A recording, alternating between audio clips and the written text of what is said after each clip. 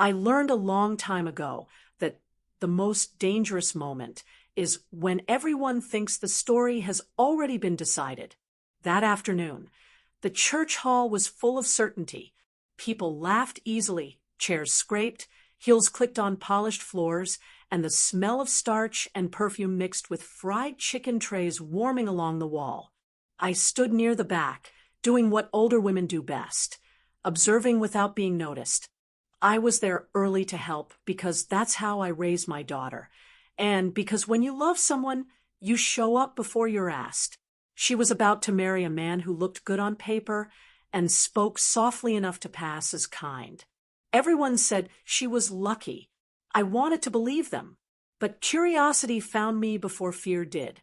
I noticed how his friends clustered close, how their laughter sharpened when women passed, how he leaned in instead of stepping back. I noticed how often his eyes searched the room, not for my daughter, but for witnesses. When I stepped closer to refill cups, I heard it, plain and unguarded, spoken with the confidence of someone who thought no one important was listening. The groom laughed in the church hall with his friends. I heard him secretly saying, "She is naive." The word settled in my bones. Not loud, not dramatic, just careless and complete. My first instinct was to look for my daughter, but I stopped myself. I needed to know what I was standing in before I moved. Emotion came next, a tight heat behind my eyes, the kind that tempts you to ruin your own future with one sentence. I swallowed it. I have lived long enough to know that rage burns evidence. Instead, I watched. I watched how his friends nodded, how none of them corrected him. I watched how easily he slipped back into charm when the music shifted and the coordinator called for order. Something about it felt rehearsed, like lines delivered after practice. I remembered the way he'd spoken about marriage as an upgrade, not a union. I remembered how quickly he wanted signatures handled, how he laughed off questions with compliments.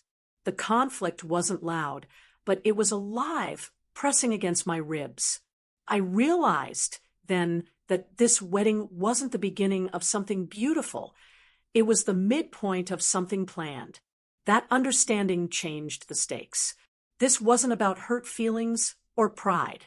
This was about protection, about making sure my daughter didn't wake up years later wondering how she missed the signs when the signs were laughing in public. I didn't confront him. I smiled. I hugged relatives. I kept my voice steady. But inside, a shift occurred, quiet and irreversible. I moved from mother to strategist without announcing it. I excused myself and stepped into the hallway, not to cry, but to think. I opened my phone and checked dates, messages, small details I had ignored because love had asked me to. Patterns began lining up. Questions he asked about assets instead of values. Jokes about trust that landed too close to truth. I understood then that the real ceremony was not happening at the altar. It was happening in the shadows, where assumptions live. When I returned to my seat, the music swelled and my daughter walked past me glowing, unaware of the word that had been spoken behind her back. I held her hand and smiled because love deserved that moment. But I also made a decision that day, one that would not be rushed and would not be emotional. If he thought naivety was weakness, he had misjudged the women who raised her. If this story already has you leaning forward, stay with me, because sometimes the only thing louder than a lie is patience. When the doors closed and the ceremony began, I made a promise I did not yet say out loud, and the promise waited for ink. By the next morning, the laughter from the church hall had settled into something quieter, something that wouldn't let me sleep. Weddings are supposed to leave you tired but full. I felt alert, like my body knew before my mind accepted it that vigilance had been invited into the family. I woke early, brewed tea, and replayed the details I had dismissed before. Not the insult itself, but the ease of it. Men who speak carelessly in public usually speak worse in private. What stayed with me was how prepared he looked returning to charm, like a switch flipped on cue. That kind of ease doesn't come from love. It comes from practice. Later that week, I offered to help them settle in. It was framed as kindness, which made it impossible to refuse without seeming rude. My daughter welcomed me gladly. He did too, a little too quickly. Their apartment was neat in a staged way, surfaces clear, drawers organized but shallow. I noticed folders stacked on the desk, labels facing outward. Utilities, insurance, statements. He watched me notice them. People who have nothing to hide don't track your eyes. I asked simple questions, the kind older women ask to fill space. How was work? How were the neighbors? Each answer landed smoothly, almost memorized. When my daughter spoke, she rambled. When he spoke, he concluded. It felt rehearsed, like a presentation meant to pass inspection. Emotion followed observation, but I kept it contained. I felt sadness first, not anger. Sadness that my daughter was still trying to earn safety instead of expecting it. Sadness that I had once done the same. Then the conflict sharpened. He began steering conversations when money came up, redirecting my daughter gently, correcting her numbers, finishing her sentences. Each moment was small, reasonable on its own, but together they formed a rhythm. I recognized that rhythm. Control often wears politeness in the beginning. The shift came when he asked me, casually, about the house I'd lived in for 30 years. He said it like curiosity, but his timing was wrong. He waited until my daughter stepped into the kitchen. He asked about the mortgage, about whether the title had ever been adjusted after my husband passed. I answered vaguely and watched his face. He nodded too quickly, filed the information away. That was when the stakes changed. This wasn't about newlywed nerves or social awkwardness. This was about positioning. I decided to slow everything down. I stayed longer than planned. I offered to help organize documents. He declined, smiling. I insisted, smiling wider. We compromised. I sorted while he hovered. I noticed what was missing more than what was there. No joint accounts, yet, despite talk of unity. No updated beneficiary forms. Temporary arrangements framed as permanent solutions. When my daughter returned, he softened, stepped back, praised my help. The performance resumed. That night, alone again, I began to list facts, not feelings, dates of conversations, specific questions he asked, documents he avoided, compliments used to redirect discomfort. I did not accuse. I recorded. This wasn't about catching him in a lie yet. It was about understanding the script he was following so closely. Something felt rehearsed because it was. People don't improvise when they're building leverage. By the end of the week, I understood one thing clearly. Whatever his plan was, it depended on time and assumption. It depended on me staying in the role he had assigned me, the quiet mother grateful her daughter was chosen. I had no intention of stepping out of character yet. The best way to learn a script is to let the actor keep talking. And he was just getting comfortable. It happened on a Wednesday afternoon, the kind of day that looks ordinary until it isn't. I had gone over to help with laundry and light cleaning, as I often did under the guise of being helpful. My daughter was at work, leaving me alone with him. At first, everything seemed normal. He made coffee, asked politely about my health, nodded when I mentioned the garden. The charm was on full display, but then I saw it, a flicker of impatience, almost imperceptible, the first red flag. I was folding towels when I noticed how his eyes shifted toward a drawer in the living room. It wasn't open, but the way he glanced at it made me pause. Not curiosity, but calculation. People who measure everything usually have something to hide. My heart rate increased, not from fear, but from recognition. I'd seen this before in business dealings, in friends' divorces, in cases where polite words masked intentions. He wanted access, not conversation. He started talking about a vacation, casual at first, but layered. "It's good to have a life insurance review before we travel," he said, smiling like it was a joke. I froze. He assumed I wouldn't connect the dots, that I wouldn't notice how fast he transitioned from friendly banter to probing for personal details. I kept folding towels, keeping my face neutral. Emotion rose next. Anger, not loud but simmering. My daughter's safety, her future, was being measured like a spreadsheet. That anger didn't push me to confrontation. It sharpened my mind. I began cataloging his questions, how he framed them, the subtle emphasis on financial matters instead of feelings or dreams. The conflict was quiet, but potent. This man wasn't careless. He was strategic. The first red flag wasn't a scream. It was a whisper, the whisper of someone testing boundaries without exposure. I decided to respond with observation, not reaction. I asked about the drawer indirectly. "You seem interested in files. Are you thinking about organizing papers?" He laughed lightly, "Just curious." "Organization is underrated, don't you think?" I nodded, smiling. Inside, I was cataloging, storing every inflection, every micro-expression. Later that evening, I reviewed my notes mentally, dates, times, conversations. Each small interaction formed a pattern, questions about utilities, about titles, about what belonged to whom. The rehearsal became obvious. Charm, timing, misdirection, it was all in place to mask intent. People like him don't need loud confrontation to get what they want. They depend on subtlety, on the assumption that others won't notice. By the time my daughter returned home, I had decided on a strategy. I would observe, I would document, and I would remain calm.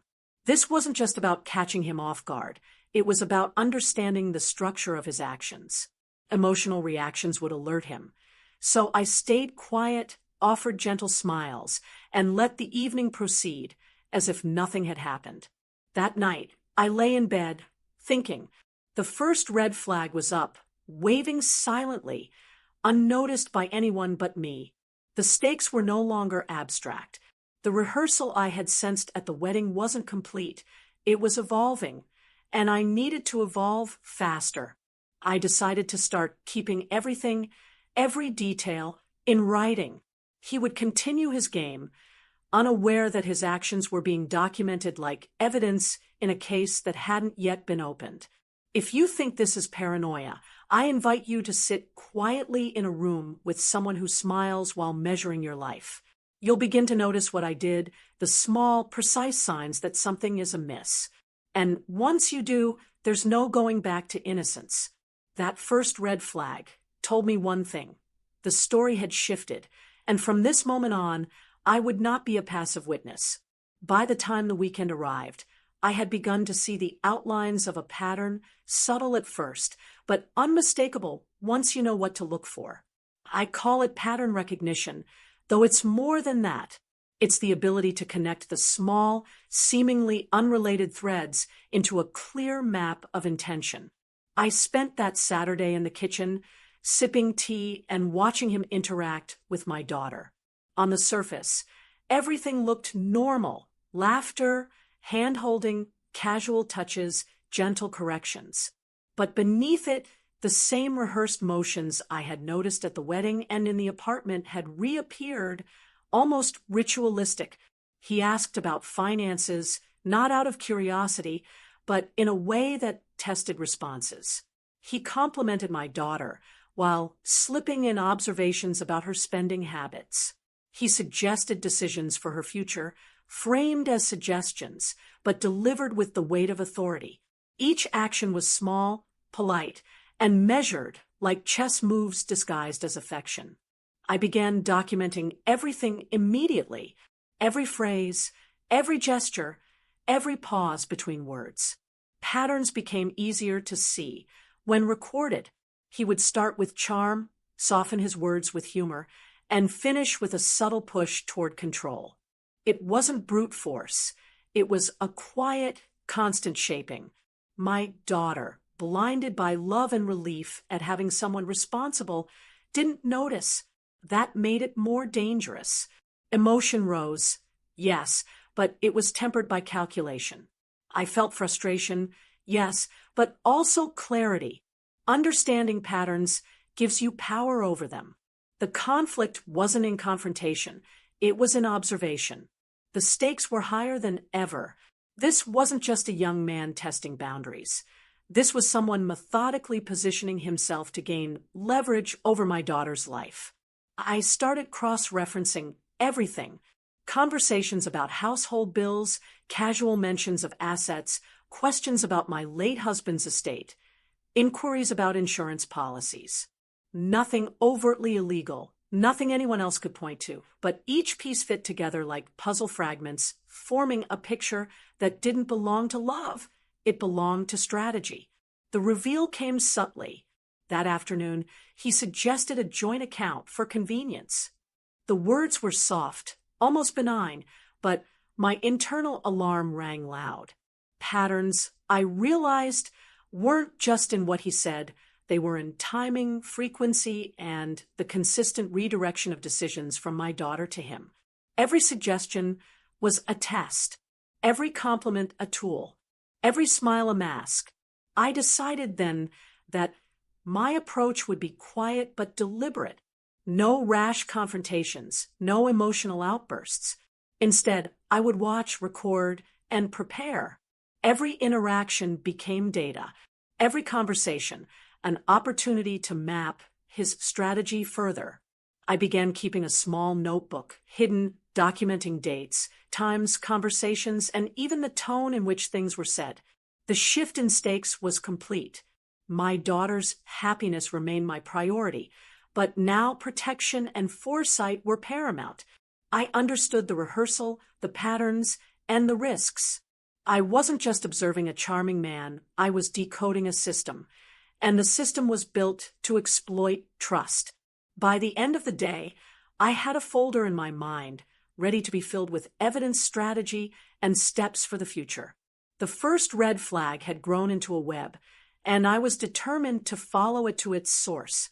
If you've ever felt that quiet, insidious shift where charm hides intent, you understand the feeling, a cold clarity that tells you patience will be more powerful than any immediate reaction. And patience, as I have learned over decades, is often the first move in a long, necessary game. At a family dinner, an event meant to celebrate my daughter's recent promotion, but it quickly became a stage for him to assert control. The table was full, the room warm with chatter and laughter, the kind of noise that usually feels safe. I watched him across the table, smiling, nodding, leaning in just enough to appear engaged.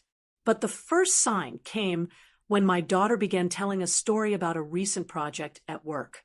He interrupted. Just a word here, a slight correction there, small enough that anyone else might miss it, but deliberate. He didn't raise his voice. He didn't need to. He just inserted himself, subtly undermining her, questioning her memory, twisting details like a sculptor shaping clay. The guests barely noticed. My daughter laughed it off, brushing it aside, but I felt it like a pinch at my ribs. Humiliation isn't always loud. Sometimes it's quiet, leaving you doubting your own worth. I shifted in my seat, my mind cataloging every movement, every word. This was no accident. This was intentional, designed to assert authority without drawing attention. He smiled at everyone else, charming, attentive, polite, the perfect performance. But his target was my daughter, and the subtle disrespect was his weapon. He wanted to establish dominance, not openly, but in a way that would make her second-guess herself. Emotion surged, hot and sharp. I wanted to speak, to defend her, to shatter the mask he wore. But I didn't. I remembered what I had learned over the years. Confrontation alerts the careful, and he was careful. Instead, I made a choice. Observation, documentation, patience. I let him finish, then gently steered the conversation back to my daughter's achievements, subtly reclaiming space without confrontation. The conflict grew with each interaction. Later, when clearing plates, he made a passing remark about our family traditions, dismissing them lightly as though they were outdated and irrelevant. Everyone laughed politely, unaware of the slight. I didn't laugh. I recognized the pattern. He minimized what mattered to us, asserting that his perspective, his priorities, carried more weight. It was a message. The world he wanted to build would exclude what didn't serve him. By the time the evening ended, I had collected enough to see his strategy clearly. Disrespect is a tool. Humiliation, when subtle, shapes behavior without confrontation.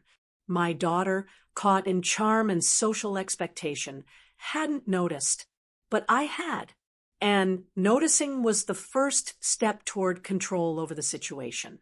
That night, alone in my room, I reviewed the day's events. I wrote everything down, not just the words, but the timing, the tone, the small gestures that accompanied them, the repeated interruptions, the passive minimization, the casual redirection. They weren't isolated incidents. They were a blueprint. And now that I had it, I could plan the response. I realized then that this game was personal. My daughter's self-esteem, her sense of agency, was at stake. This man, who smiled so easily and laughed with his friends, was testing boundaries, marking territory without leaving a trace. That was his mistake, because I was already documenting. I was already seeing patterns, and patterns once recognized can be countered strategically, deliberately, without emotion. Humiliation had been attempted. Disrespect had been delivered. But what he didn't know was that every slight, every subtle manipulation was being recorded in detail, ready for a moment when it would matter the most. If you've ever watched someone close to you being subtly undermined, you know the tension, a mix of fury and clarity. That evening, I decided patience until the next move, precision when the time came. And the next move would come. It always does. The private truth didn't arrive dramatically. It revealed itself the way real things do, through access granted too easily and silence that lingered too long. My daughter asked me to stay with them for a few days while she traveled for work. She said it casually, trusting, unaware of the weight of that invitation. He agreed too quickly. That was the first tell. People who guard their narratives don't like witnesses, but they accept them when they believe the witness has already been categorized. I had been placed firmly in the harmless box. Mother, older, background. The first night she was gone, he worked late. I moved slowly through the apartment, not snooping, just existing.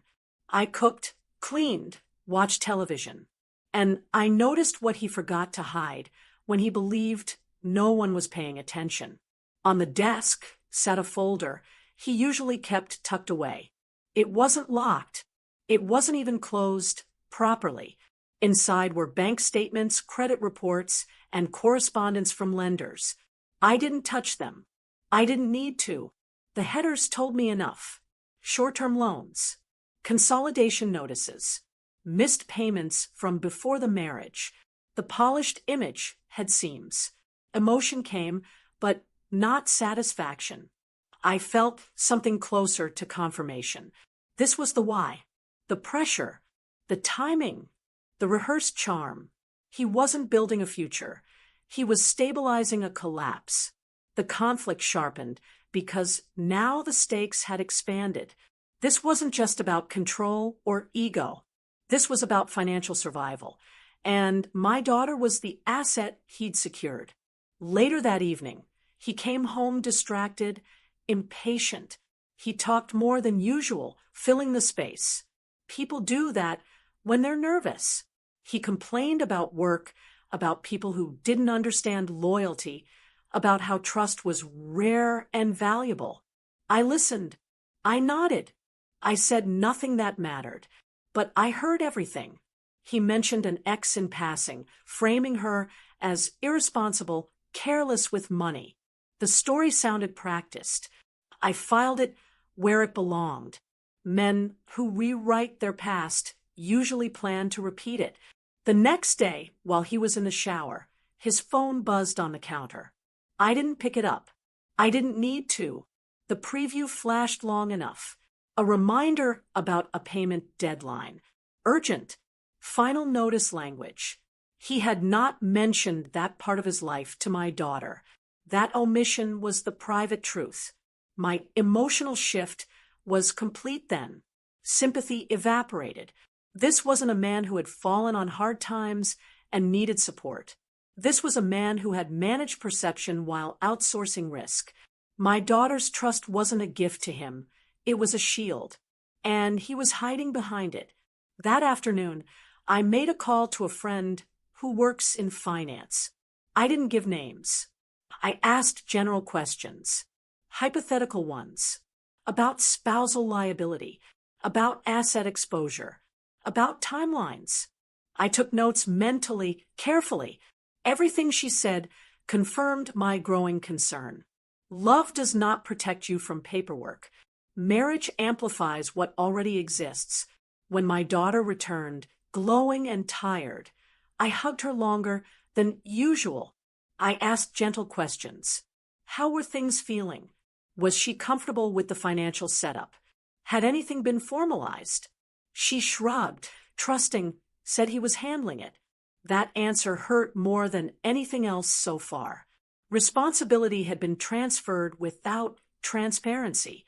That night, alone again, I reviewed everything. Not emotionally, structurally.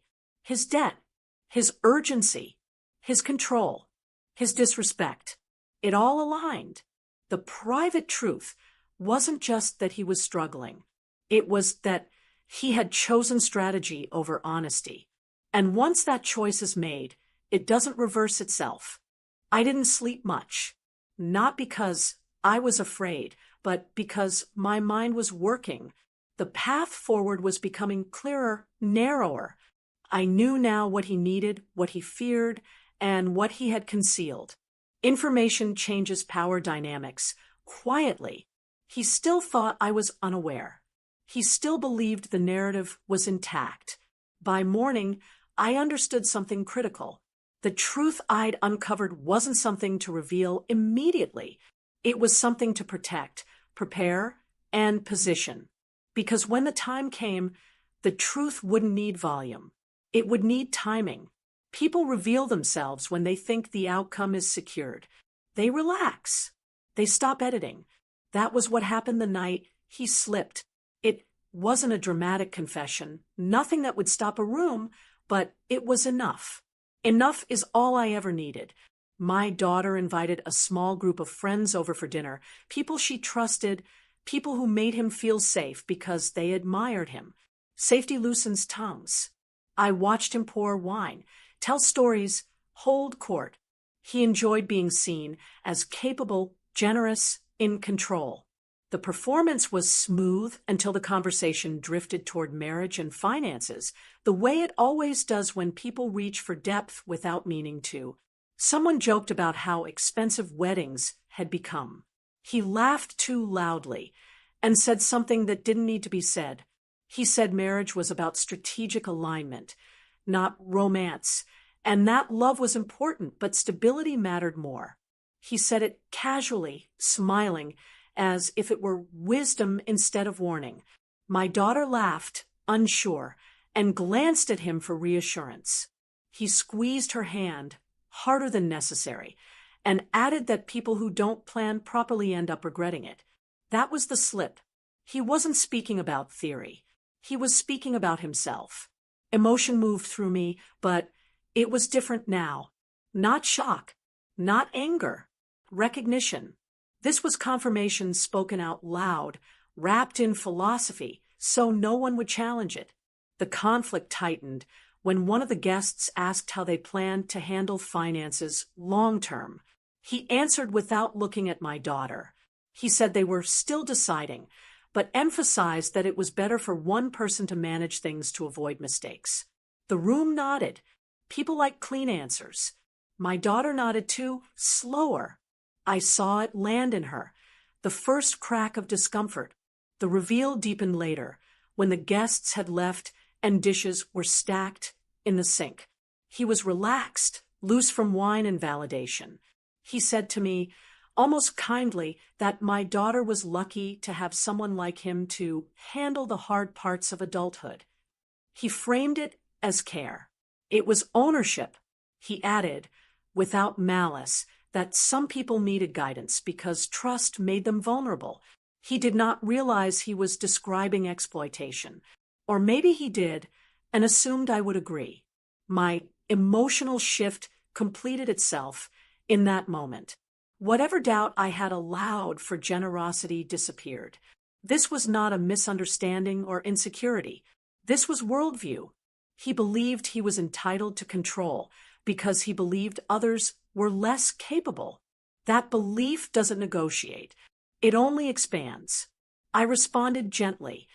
I told him I appreciated his concern. I told him my daughter was capable, but that partnership required transparency. He smiled, indulgent, and said transparency was overrated if intentions were good. That sentence settled everything. People who dismiss transparency are afraid of light. That night, I wrote everything down while it was fresh. Exact words, tone, timing, who was present, what was implied rather than stated. This wasn't gossip or interpretation. This was a record of a mindset, and mindsets are predictable. The stakes shifted again, quietly but definitively. My daughter had heard enough to feel unsettled, though she didn't yet have language for it. I saw her folding inward, questioning herself, wondering if discomfort meant disloyalty. That hurt me more than his words. I realized then that whatever came next had to protect her dignity as much as her future. Exposure without preparation would only damage her. I also understood that his slip had given me leverage, not because it was illegal or outrageous, but because it revealed intent. Intent shapes behavior, and behavior leaves trails. He thought his philosophy made him sound mature. He didn't know it had just outlined his playbook. By the time I went to bed, I was no longer reacting. I was planning. The slip wasn't something to confront. It was something to build around. He believed the structure was solid. He believed control had already shifted in his favor. That belief would make him careless. And carelessness, once documented, has consequences. The warning didn't come from me at first. It came quietly from the way my daughter stopped humming while she cooked, from the way she hesitated before answering simple questions. Discomfort has a sound if you listen closely. A few days after that dinner, she asked me if I thought marriage required one person to lead. She said it lightly, like curiosity, but her eyes were searching. I answered carefully. I told her leadership without consent is just control, wearing a better suit. I watched her absorb that, watched something settle behind her eyes. That was the first warning, internal and unspoken, and it mattered more than anything I could have said directly. Still, I knew words alone wouldn't protect her. Warnings had to be positioned where they couldn't be dismissed as fear or interference. So I waited for the right opening. It came when he announced he wanted to restructure their finances. He said it confidently during breakfast, as if the decision had already been agreed upon. He talked about efficiency, about minimizing stress, about how paperwork overwhelmed her. He smiled while he spoke, but his language was final. I watched my daughter nod, then stop herself. That pause was everything. Emotion rose again, sharp and immediate, but I kept my voice steady. I asked practical questions. Who would have access? What documents would be signed? How decisions would be reviewed?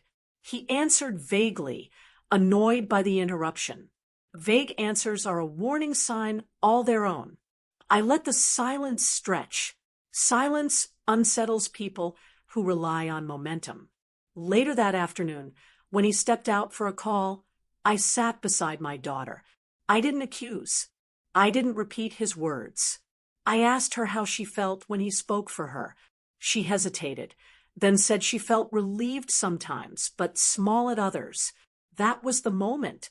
I told her relief should never cost you your voice. I reminded her of who she had been before him, the decisions she had made alone, the strength she had shown. I told her marriage should expand you, not compress you. That was the warning. Quiet, grounded, undeniable. The conflict intensified because I could see him sensing a shift. He began checking in more often, asking where we were going, how long we'd be gone.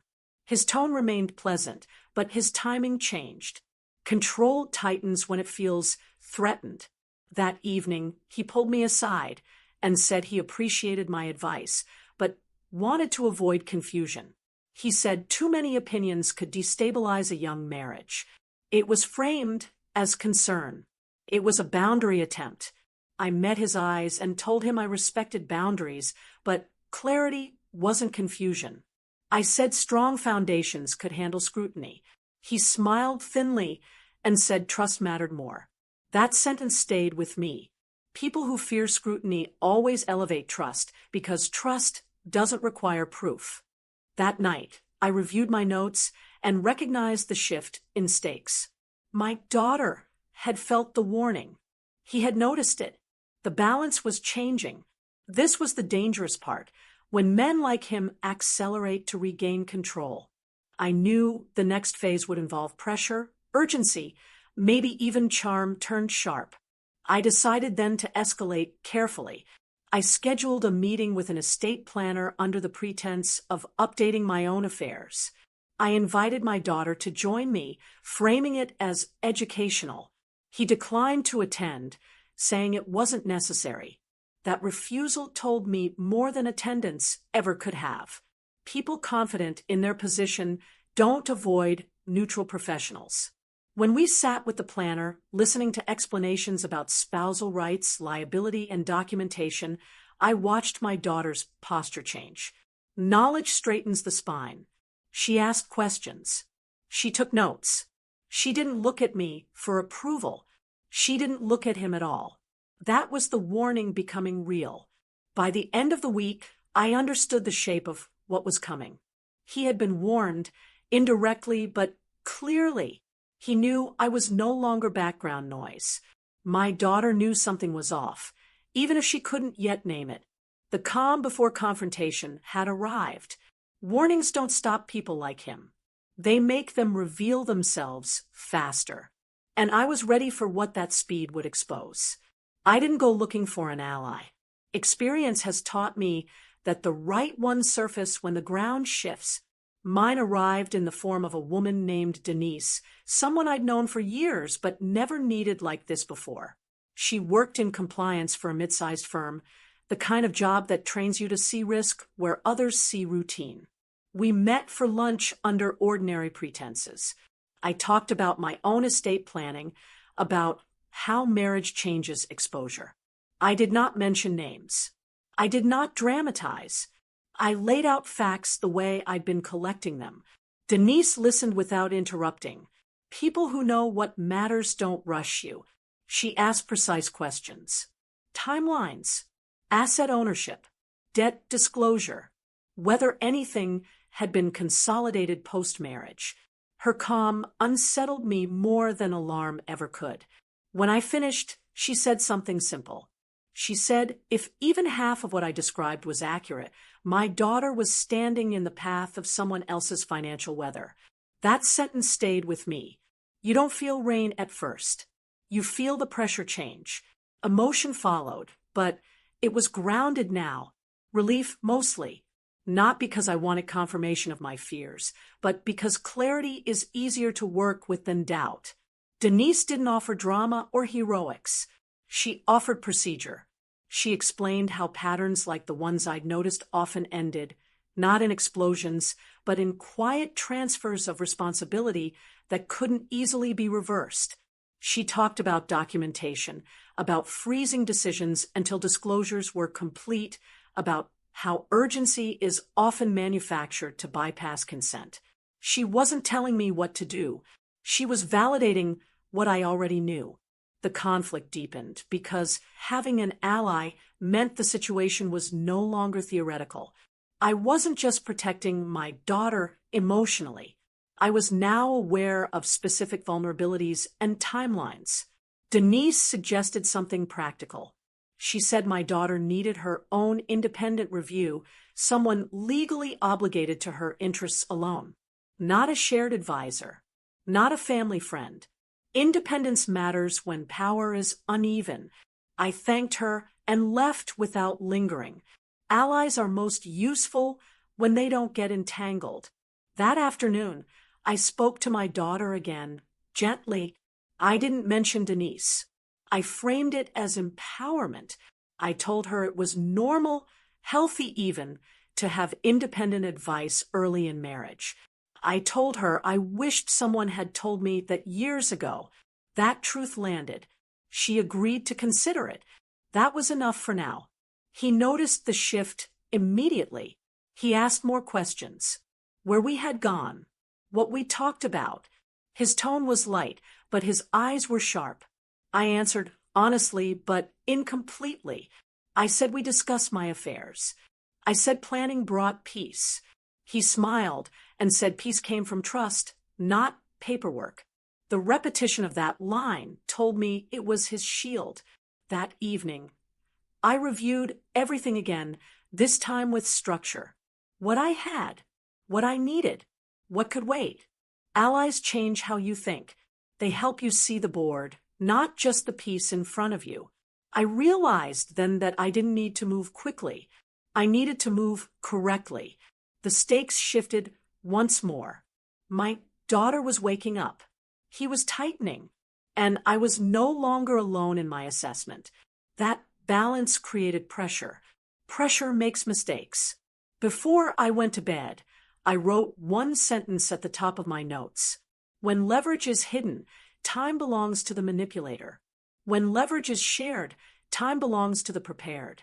I closed the notebook, knowing the next phase would not be quiet. Allies rarely bring peace at first. They bring momentum. The document didn't come from him. It never does. Men like that are careful with what they reveal directly. It came from a process he underestimated, one he believed was harmless because it didn't involve confrontation. My daughter agreed to meet with an independent advisor, framing it to him as routine, something recommended after speaking with a planner about my own affairs. He waved it off, said it was unnecessary, said they already had a system.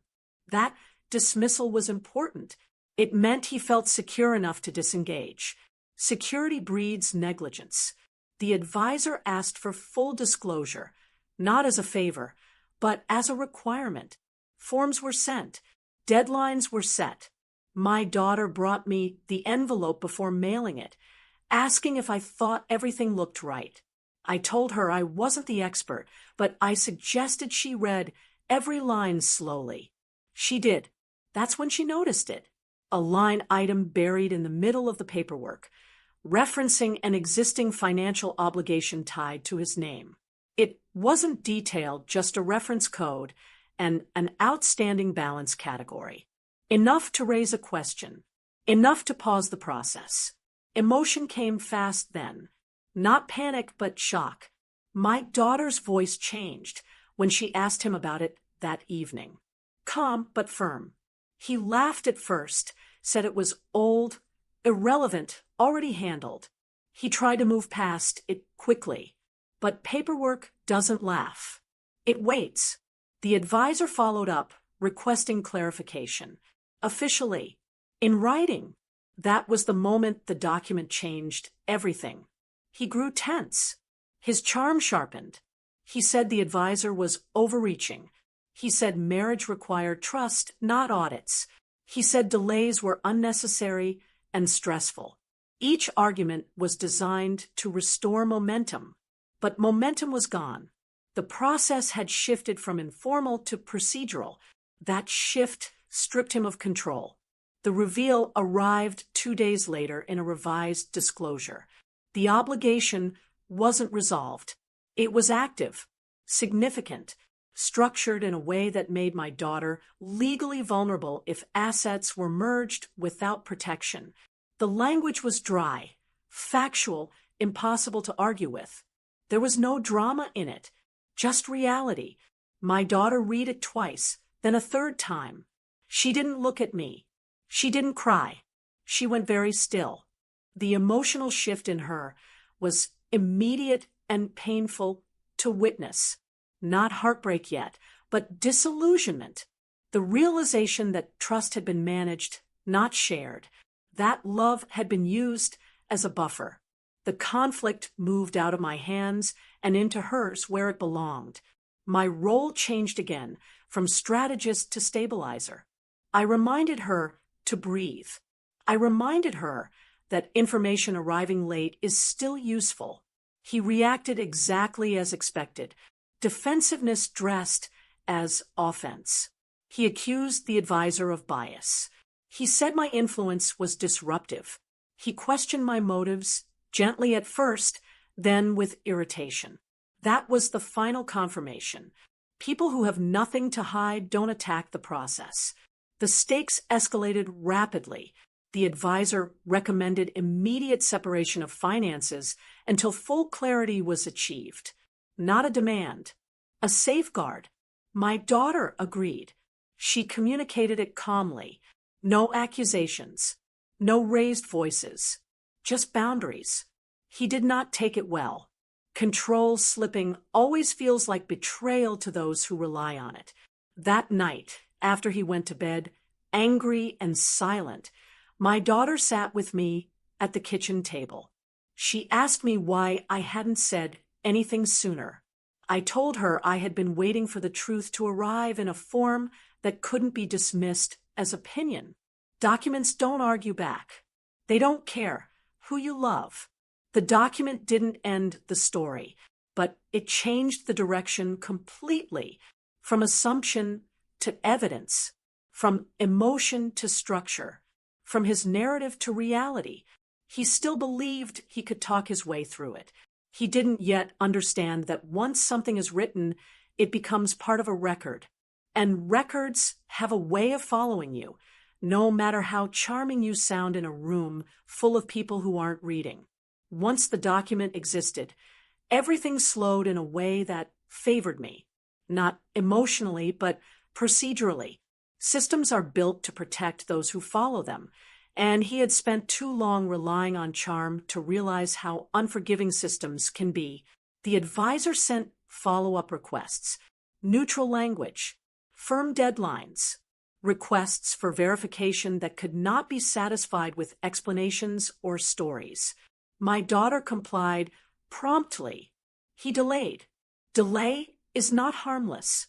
Delay creates records. I watched him attempt to regain control through urgency. He spoke about stress, about how scrutiny was damaging their bond. He framed the process as an attack instead of what it was, a safeguard. He suggested they pause the advisor's involvement and revisit later. Later is a dangerous word when liability is active. My daughter didn't argue. She simply said no. That single syllable carried more weight than any speech. Emotion moved through me, quietly, something close to pride mixed with grief. Pride that she was standing upright. Grief that standing upright meant acknowledging deception. The conflict intensified because his tone changed. The patience thinned. Compliments disappeared. He began correcting her sharply, then apologizing quickly. Control, attempting to reassert itself, often oscillates like that. The shift in stakes became unmistakable when the advisor recommended temporary financial separation and documented consent from both parties. He refused to sign, not angrily, but strategically. He said he needed time to review. Time again. The refusal itself became part of the record. The trap was not dramatic. It was administrative. Every non-action created consequence. I suggested something simple to my daughter. I told her to stop discussing it verbally. Everything in writing. Texts, emails, confirmations. No phone calls. No hallway conversations. She agreed. That decision tightened the net. His messages shifted immediately. Less confident. More defensive. He contradicted himself without realizing written words don't forget earlier versions. One evening, he tried to corner me alone. He said he felt blindsided. He said he thought we had an understanding. He implied that my guidance had crossed a line. I listened without interruption. When he finished, I said something equally simple. I said clarity protects everyone. I said resistance to clarity only protects one side. He didn't respond to that. Silence is often the first sign of defeat. The advisor followed up again, this time outlining potential exposure if matters were not resolved. Plain language. No threats. Just consequence. He accused my daughter of mistrust. She replied in writing that trust and transparency were not opposites. That reply mattered. It established intent. By then, I could see the trap closing from multiple angles. His refusal to disclose.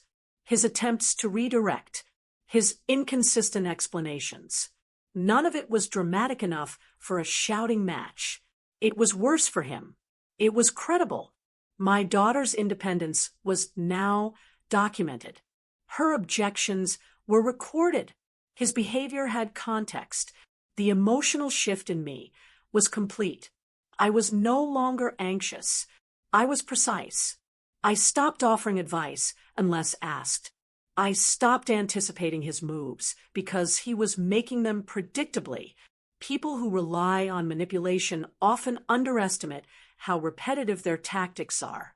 The final tightening came when my daughter requested a temporary separation of shared obligations until disclosures were complete. Again, calm. Again, in writing. He responded with anger this time. Accusations. Claims of betrayal. The tone change alone told the story. The advisor flagged it immediately as a risk indicator. That note went into the file. Nothing exploded. No doors slammed. No voices raised loud enough for neighbors. But something fundamental had shifted. He no longer controlled the narrative. The process did. The trap was not something I set aggressively. It was something he walked into by, insisting on shortcuts where none were allowed. That night, my daughter slept peacefully for the first time in weeks. I stayed awake, not from worry, but from awareness. The closing of a trap is rarely felt by the one who built it. It's felt by the one who realizes there is no longer an exit that doesn't cost them something.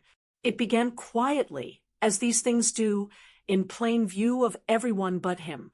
The exposure wasn't loud or confrontational. It was procedural, undeniable, and documented. I had prepared carefully, waiting for the right moment, for proof that couldn't be dismissed as opinion. He believed he controlled perception. He didn't yet understand that documents, dates, and facts speak louder than charm. It started with a family gathering, innocuous in appearance. Extended relatives, friends, and a few close neighbors were invited to celebrate my daughter's birthday. He arrived as usual, polished, attentive, smiling. The room had warmth, laughter, and the smell of fried chicken and fresh flowers. Perfect camouflage. I watched him, noting every gesture, every glance, every carefully placed compliment. Everything seemed normal, but beneath the surface, the groundwork I had laid was about to surface. I had asked my daughter to bring copies of relevant statements and correspondence from the advisor, not for confrontation, for demonstration. She set them on the table as part of a casual discussion about planning for the future. When he reached for them, I noticed the brief hesitation in his expression. The first crack. I began explaining casually the importance of transparency in marriage. I spoke not to accuse, but to inform everyone present. Friends leaned in. Relatives nodded. He tried to interject, charm-ready, smiling as if a joke could override facts. I ignored him. Facts have a weight no smile can offset. One by one, I referenced what the documents showed: obligations undisclosed, requests for verification ignored, financial decisions that had bypassed the person most affected. No names, no accusations, just timelines and evidence. The room followed silently. People notice when structure trumps performance. He tried to regain control, saying the documents were minor, irrelevant, or misinterpreted. I let him speak. Facts don't require defense. The advisor's notes, the written confirmations, the timeline, everything was laid out where it could be read and verified. Everyone could see the truth forming without me pointing fingers. That's the power of exposure. My daughter remained calm, her presence steady. She read a few statements aloud, emphasizing the facts. Not anger, not blame, just reality. People outside the room, witnesses who didn't know the backstory, understood clarity, and in clarity, perception shifts. That was when I saw his charm falter. The polished exterior couldn't cover inconsistencies and omissions under the light of documented truth. Emotion shifted, quiet but undeniable. Pride, relief. Finally, the room understood what I had been seeing for months. Disrespect, manipulation, and selective truth had consequences. He realized the tables had turned. He was exposed, not by anger, but by methodical precision. By the end of the gathering, the atmosphere had changed. Conversations shifted. His usual dominance faltered. He smiled less. He spoke cautiously. He couldn't charm the documents or the people witnessing them. The control he relied upon had evaporated under scrutiny he had never anticipated. That night, my daughter and I reviewed what had happened. No celebration, no dramatics, just understanding. Exposure, procedural and documented, had altered the dynamic completely. He had been forced into transparency, accountability, and, most importantly, visibility. The stakes had moved from private caution to public reality. He now had to navigate every action under the weight of record and witness. And records, once shared, don't disappear. They follow. They shape consequences. By dawn, I understood something crucial. The public exposure didn't humiliate. It liberated. It rebalanced. It reminded everyone, including my daughter, that truth, once documented and shared, cannot be ignored. Collapse rarely comes with a bang. It comes slowly, in the small moments where control falters and masks slip. That's what happened after the public exposure. He woke each morning thinking he could recalibrate, thinking charm or excuses could erase what had been documented and witnessed. He was wrong. Every interaction now carried weight. Every word measured against the paper trail he had ignored. The first signs appeared in his conversations. He began contradicting himself without noticing, offering explanations that clashed with written records. Friends noticed hesitation, casual comments that didn't align, small inconsistencies in stories he once delivered flawlessly. People stopped laughing as easily. Confidence requires consistency. Once that crumbles, others notice. At home, he tried to assert authority subtly. He suggested decisions should be deferred, framed as concern. My daughter, fortified by facts and clarity, paused before replying. She no longer nodded automatically. She asked questions. She demanded details. Each question forced him to confront documentation he could no longer manipulate. Emotion rose again, but this time it wasn't mine. It was his. I could feel the tension as he walked through the apartment, careful where once he moved freely. The conflict had flipped. Control had shifted from him to the process, to transparency, to the quiet authority my daughter and I exercised through documentation and patience. The tipping point arrived one evening when he attempted to finalize a financial decision without her written consent. She refused politely but firmly. He argued, rationalized, then finally recognized the futility. His shoulders slumped slightly, the first physical sign of defeat I had seen. Collapse isn't always loud, but it is unmistakable. Within a week, the pattern of subtle dominance he had relied on for months disintegrated completely. Emails and texts he sent were precise, cautious, defensive. His usual laughter, used to charm and distract, disappeared under scrutiny. The carefully rehearsed demeanor, the polished performance, the soft jokes masking control, all of it cracked under procedural weight and public awareness. By then, I had stepped back. I observed, documented, and guided quietly when needed. My daughter had learned to respond in fact, not emotion, and that made all the difference. Control, once reliant on charm and selective truth, cannot withstand consistency and evidence. The final confirmation of collapse came when he requested a meeting with the advisor himself, attempting to salvage influence. By that point, every request he made had been anticipated, every argument countered with records, timelines, and documentation. He realized too late that influence requires legitimacy, and legitimacy had already shifted entirely.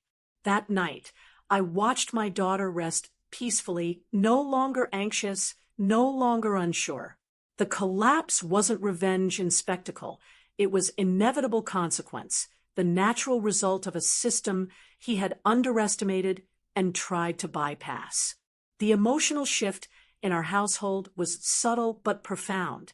Calm replaced tension. Confidence replaced doubt. He had no options left that wouldn't be recorded, scrutinized, and challenged. Collapse, I reminded myself quietly, is often quiet, administrative, and precise. Loud theatrics don't topple strategy. They never do. This was the moment when months of careful observation, documentation, patience, and calculated action produced the result. Control had shifted completely. By dawn, I understood fully. Systems enforce what charm cannot. People collapse not because others fight louder, but because truth, structured and persistent, leaves no room to hide. The days after his collapse were quiet, almost ordinary, but ordinary felt different now. The tension that had underlined every interaction for months was gone. My daughter moved through the house with a sense of calm I hadn't seen in weeks, her posture straighter, her voice steadier. The groom, once confident and rehearsed, lingered on the edges, measured, cautious, aware that every word and action now carried consequence. Friends and family noticed the shift too, though few knew all the details. They saw a young woman who no longer flinched, who asked questions and expected answers. They saw a man whose charm had lost its effectiveness, forced into accountability. The emotional balance of the household had changed, and with it, the atmosphere itself, lighter, clearer, more honest. I spent time with my daughter, not to instruct, but to reflect. We reviewed what had happened together, talking through decisions, boundaries, and lessons. She realized that empowerment comes from awareness, from clarity, from refusing to allow manipulation to go unchallenged. I reminded her that love should never feel like confinement, and that being prepared doesn't diminish affection. It protects it. The groom attempted to regain his footing, but the procedural safeguards were now in place. Financial separation, documented communication, and the independent advisor ensured that every move he made was recorded and verifiable. He tried charm, negotiation, and rationalization, but none of it worked. The control he had once assumed was gone. Every attempt to manipulate was met with calm response, evidence, or procedural step. Emotionally, there was relief, yes, but also a quiet satisfaction. This wasn't about humiliation or revenge. This was about restoring balance, protecting my daughter, and ensuring that honesty and transparency were non-negotiable. I had learned long ago that revenge isn't always dramatic. Sometimes it's administrative, precise, and patient. That lesson had been applied fully here. Socially, things stabilized. Friends who had witnessed the subtle manipulation now saw her empowered. Conversations no longer carried tension. There was laughter again, lighter and freer than before.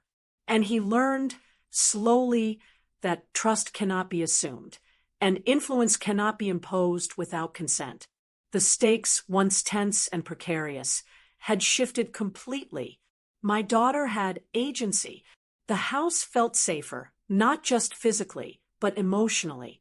And I realized as I watched her sleep one evening, that protection often comes in the quiet moments, the conversations held in private, the documents carefully reviewed, the patience exercised while waiting for the right opportunity to act. By the end of the week, I reviewed my notes one final time. Every interaction, every red flag, every subtle manipulation documented. Every move countered with precision. Every decision reclaimed by those it concerned. The aftermath wasn't loud. It was stable, deliberate, and dignified. I left her room quietly proud. Victory, in this case, was not about spectacle. It was about ensuring peace, clarity, and respect. He had been forced to face truth. She had been empowered to insist upon it. And I, watching from the sidelines, knew the story had reached a point where quiet power ruled, where manipulation no longer held sway. If you've ever wondered whether patience and preparation matter more than confrontation, the answer is here. They do.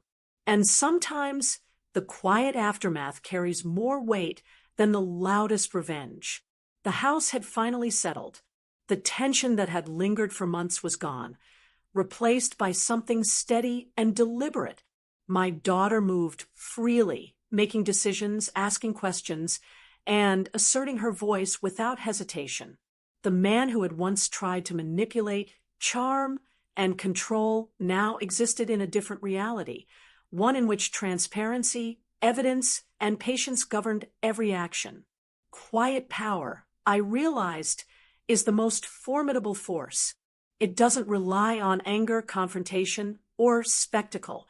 It relies on observation, preparation, and the consistent application of principle. I had watched the entire process unfold, recorded it, guided it, and now stepped back to witness the result: a young woman confident, aware, and safe, a household restored to balance, and a man confronted by the limits of charm and deception. Emotionally, there was satisfaction but not gloating. The story had not been about revenge for the sake of punishment. It had been about protection, restoration, and dignity. Every subtle maneuver he attempted had been met with procedure, every slight documented, every boundary enforced. That careful work produced outcomes more profound than any dramatic confrontation ever could. I looked at my daughter and saw strength. Not loud strength, but steady, deliberate, quiet strength, the kind that grows from knowledge, foresight, and courage. That is the legacy I wanted to leave her. That is the message I want every woman to hear. You do not have to fight loud to reclaim your power. Systems, preparation, and patience can do what anger cannot. And if you've stayed with me through this story, here's what I want you to do. Protect your peace, trust your instincts, and pay attention to the subtle signs. Learn to observe, document, and act with precision. Because quiet power is real, and it changes everything.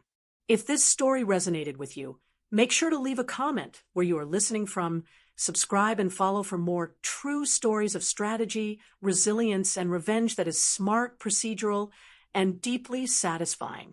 Share this story with someone who needs a reminder that dignity and patience are the strongest weapons we have. Your next lesson in quiet power is just a click away. The chapter closes, but the lesson lingers. Patience, observation, and preparation can rewrite the narrative completely, and the most formidable victories are the ones no one saw coming.